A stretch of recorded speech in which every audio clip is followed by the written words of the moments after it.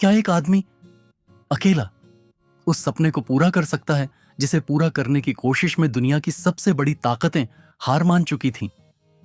क्या एक इंसान भविष्य को देख सकता है, तब भी जब पूरा देश अंधेरे में हो? यह कहानी है उस आदमी की जिसे दुनिया ने सिर्फ एक उद्योगपति नहीं कहा, बल्कि भारत के औद्योगिक भविष्य का भविष्यवक्ता कहा। नाम जमशेदजी नुसरवानजी टाटा। 18वीं शताब्दी का मुंबई, एक साधारण पारसी परिवार, लेकिन घर में एक बच्चा असाधारण।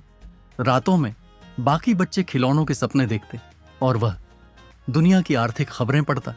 लोग पूछते, तू बड़ा होकर क्या बनेगा? और वह धीरे से कहता, मैं भारत को बनाऊंगा। लोग हंसते थे, मजाक उड़ाते थे, पर वह मौन था, क्योंकि उसके सपने शब्दों से नहीं, काम से पूरे होने थे। ब्रिटिश राज के दौर में बिजनेस करना हार निश्चित थी।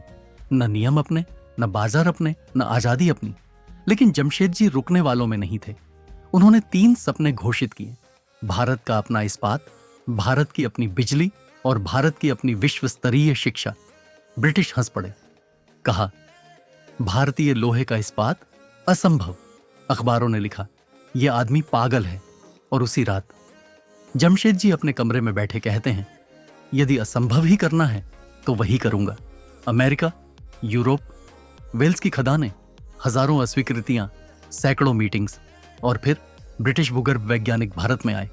मुस्कुराते हुए बोले, भारत की मिट्टी में इस्पात, छोड़ दो यह सपना। परीक्षण हुए, सबने इंतजार किया और नतीजे आए। दुनिया का सबसे शुद्ध लौह अयस्क भारत में। पूरा ब्रिटिश तंत्र स्तब्ध। दुनिया पहली बार झुकती है एक भारतीय सपने के आगे। पहली इस्पात फैक्ट्री बननी शुरू हुई और किस्मत उसी समय परीक्षा लेती है। जमशेदजी का स्वास्थ्य गिरने लगा और वह दुनिया छोड़कर चले गए, ठीक उसी मोड़ पर जब उनका सबसे बड़ा सपना बस जन्म लेने ही वाला था। दुनिया ने सोचा सपना यहीं खत्म, पर वक्त भूल गया था कि टाटा में सपने एक पीढ़ी से नहीं, पीढ़ियों से चलते हैं। उनके बेटे सर दोराबजी टाटा मुनाफे के पीछे नहीं भागे। घर गिरवी रखा, गहने बेचे और स्टील फैक्ट्री पूरी की। पहला विश्व युद्ध छिड़ा। इंग्लैंड की सेना टूट रही थी, हथियारों में स्टील की कमी जाने जा रही थी, और तब उन्हीं ब्रिटिशों ने मदद मांगी, उनसे जिन पर वह कभी हंसते थे। टाटा स्टील की सप्लाई युद्ध का पलड़ा पलट देती है। दुनिया पहली बार मानती है भारतीय सपना असंभव नहीं है। सालों बाद अमेरिका के 25 बिजनेस लीडर्स की बैठक में पूछा गया, इतिहास के सबसे महान व्यावसायिक दिमाग कौन है? और 3 नाम सामने आए, रॉकरफेलर, कार्नेगी और जमशेदजी नुसरवानजी टाटा।